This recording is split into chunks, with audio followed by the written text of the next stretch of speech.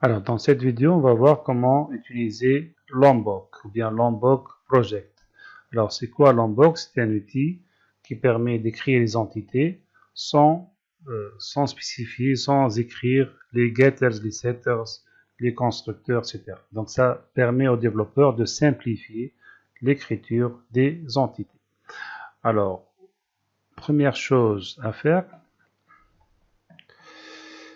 donc voilà, je vais donc télécharger lombok.jar à partir de ce site-là. Donc, vous allez aller sur cette URL. J'ouvre un navigateur. Je tape mon URL.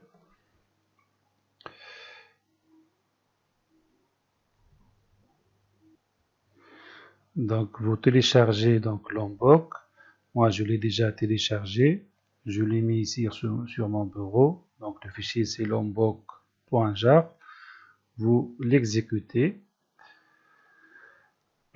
Alors, normalement, il est en train de chercher l'exécutable de votre IDE.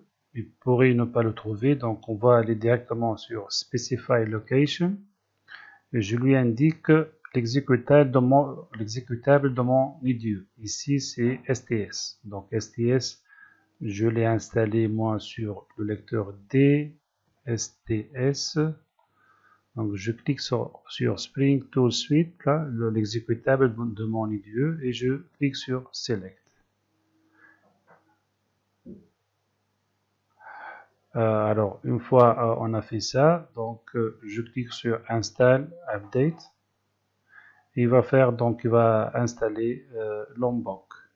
D'accord? Alors, une fois cette étape, moi je l'ai déjà faite, donc vous cliquez sur Install Update, il va faire le nécessaire.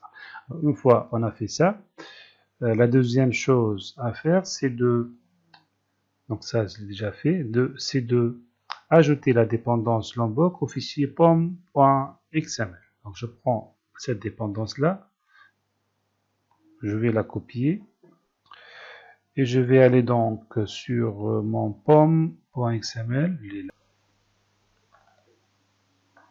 Donc je vais aller à la fin de la balise dependencies et je colle donc la dépendance.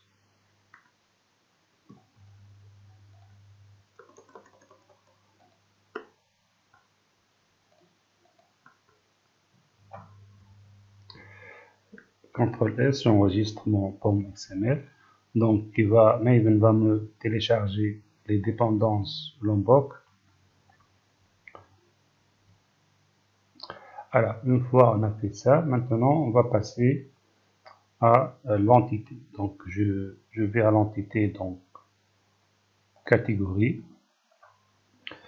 Et ici, vous voyez, vous avez ici Outline, ça nous montre les attributs et les méthodes de la classe catégorie. Il n'y a pas de getters, des setters ici. D'ailleurs, nous avons des warnings là. Alors, je vais aller ici, je fais add